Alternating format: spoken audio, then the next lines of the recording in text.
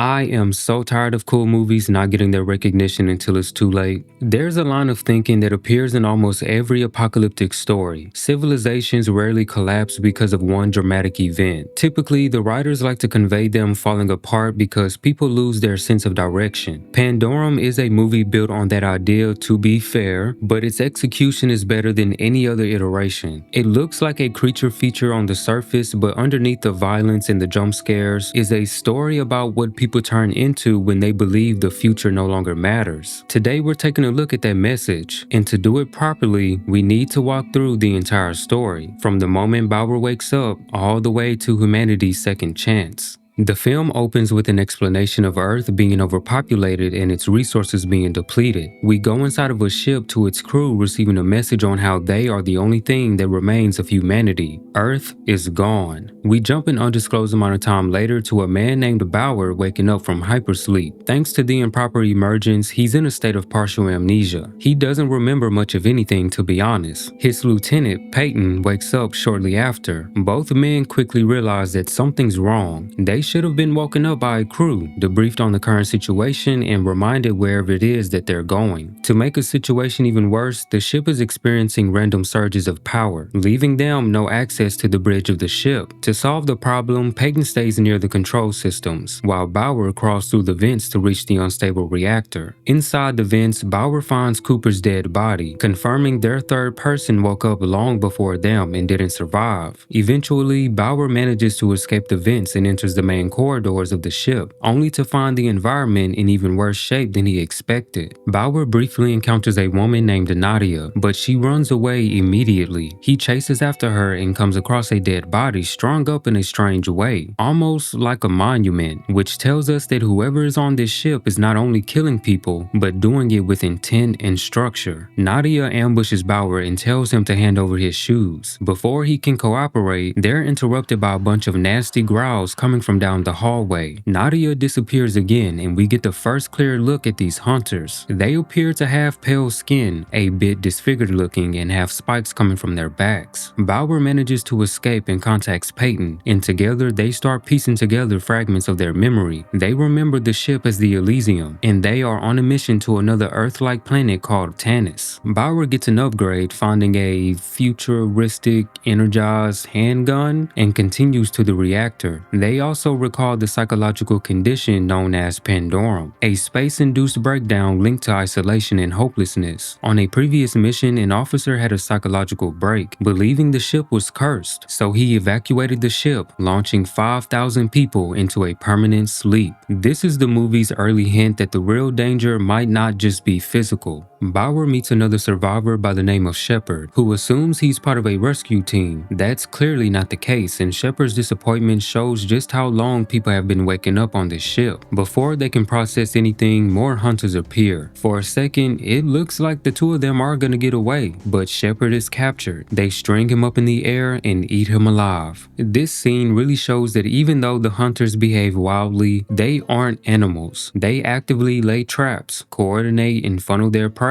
painting them as a functioning predatory society. Thankfully, Bauer is saved by someone from agriculture named Amon. He doesn't speak English, but he's competent, skilled, and focused, a distinct contrast to the panic survivors we've seen earlier. Nadia eventually returns and fights both men, until Bauer gives the typical team-up speech, convincing her they need to work together. So she offers them an easier way to the reactor and gives us her story. Nadia was part of a small team studying specimens for the future development of Tanis, but thanks to the failing reactor, 30% of those samples have been destroyed. She also believes that they've been asleep way longer than expected, making us question just how long that ship has been drifting. We go to Peyton witnessing the ship giving birth to a man named Gallo. He says that he came from the bridge, and Peyton notices the blood covering his entire body. Gallo explains that his team came down with Pandorum, and he had to kill them in self-defense. Peyton is skeptical of his story because something about his behavior just feels off. It's at this point the movie uses Gallo's instability to slowly introduce the idea that Pandorum may be responsible for everything happening on the ship, not just individual breakdowns, but potentially the entire collapse. The big three make it into a barricaded room where they meet another passenger by the name of Leland. He seems a little out of it because he's been awake for a long time, but thankfully he's a cook, so the team takes a moment to rest. They finally address the elephant in the room, wondering where those hunters came from. Bauer shoots the idea that they may have escaped from Nadia's lab, or something got on board, but Nadia says they were on the ship all the way. According to her, the pods have a synthetic enzyme in their feeding tubes to help them adapt to Tanis, but instead, the creatures have adapted to the ship. Our insane cook chimes in while simultaneously Gallo tells a story, allowing the film to reveal the ship's history through two perspectives at once. According to both accounts, the Elysium received a message from Earth that they carried the last of humanity. The crew at the time didn't take the news too well and turned on each other, until only one man remained,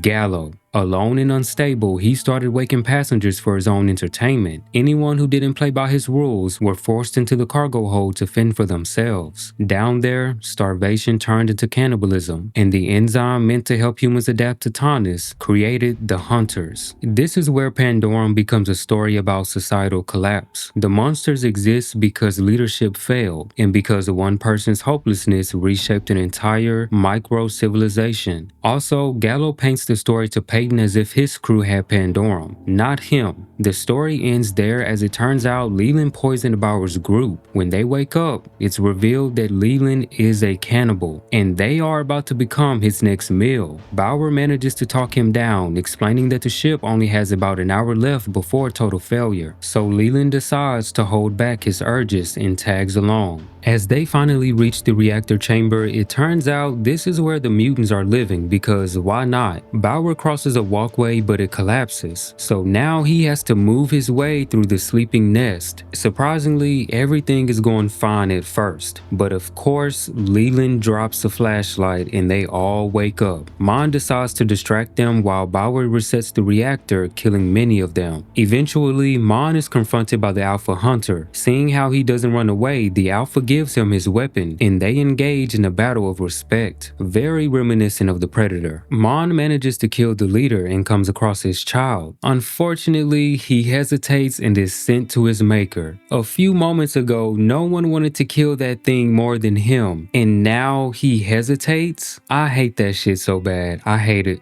Gallo has become increasingly agitated, and Peyton finally confronts him. Their wrestle over the sedative turns into a merging sequence that reveals the truth. Peyton is actually Gallo. He developed Pandorum when he learned Earth was gone, during which he killed the real Peyton and then went into his pod. The amnesia made him believe he truly was Peyton. This twist ties directly into the film's theme of identity loss. When memory collapses, morality goes with it. Nadia and Bauer reach the bridge and confront Peyton, who is now fully revealed as Gallo. He opens the shutters, and weirdly enough, there's absolutely nothing. No planets, no stars, nothing. This reveal pushes Bauer to experience Pandorum, during which Gallo encourages him to embrace the chaos, arguing that the violent society they developed on the ship is more honest and raw than trying to rebuild civilization. But then Nadia notices ocean life. They're not in space, they're actually underwater. They reached Tanis 800 years earlier and automatically landed in its ocean. This moment reframes the entire film. The Elysium didn't drift endlessly. It completed its mission. The only thing that collapsed was the human system on board. Bauer, in a state of shock, hallucinates the hunters attacking and breaks the window, allowing water to flood in. During the chaos, Bauer and Nadia escape into a pod. Thanks to the ship's emergency protocol, all active pods are launched to the surface. On the beautiful horizon of Tanis, we witness the second chance for humanity.